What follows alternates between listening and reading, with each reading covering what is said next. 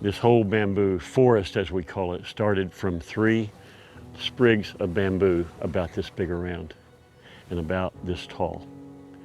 And I stuck them in a wet spot somewhere down in there. That was at least 25 years ago, maybe 30. And you see what happened. It is invasive. They're quite edible. We went at least 20 years without realizing that we could eat this kind of bamboo shoot. So a lot of free food missed. We should have some for dinner tonight. Man, that's so cool. Yes, isn't it though? It's hard to imagine having the same perspective on life if we lived in town.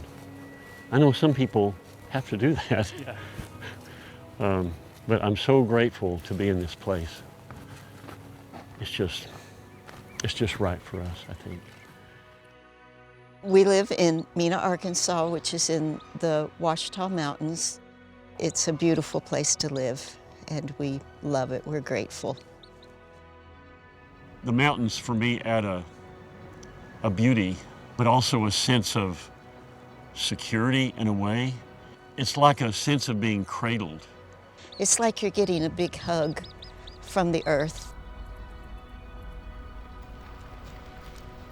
We love the idea of simplicity and not being fancy, just the simple life. Philip was really the one that was really into eating healthy. He wanted to grow his own food and raise his own animals. And so that's why the farm and the farm life.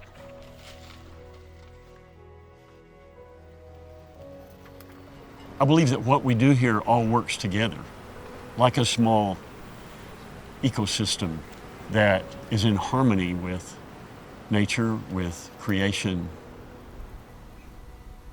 Our little farm is 11.5 acres.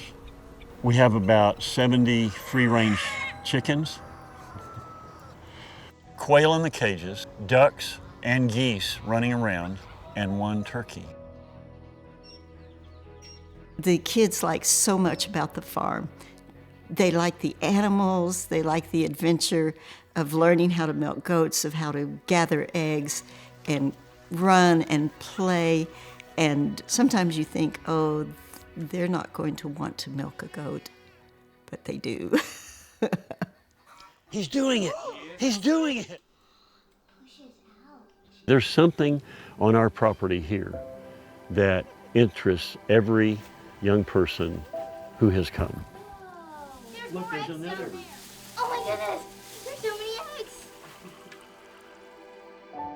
It's really fun to introduce a teenager who mainly lives on junk food to homemade kombucha, which often works out well, but also to goat's milk kefir, which often does not work out well for them. Philip draws people to himself because he has been given the gift of mercy. And, you know, people don't put that in words. It just must be a feeling and intuition. As much as he loves to talk, he's also a very good listener. Philip is a juvenile counselor, which means he works with troubled families. 43 years I've been bringing clients to our little home and farm and teaching them to milk goats, garden, cook, shoot a compound bow. It's just part of how I do my work. Some of these young people respond to the love and the acceptance, and I would almost say the safety of being with us. We didn't plan on bringing people into our farm. It just kind of happened. It grew because it was so helpful with Philip's work. I'm compelled to be hospitable. I don't necessarily, that's a point. I don't necessarily choose it. I'm compelled to be welcoming. What compels you? I don't mean to sound corny, but I think it's love. I can't help it. I love people who hurt. I love people who are searching. I tend to be an introvert, so it's not always as easy for me as it is for Philip.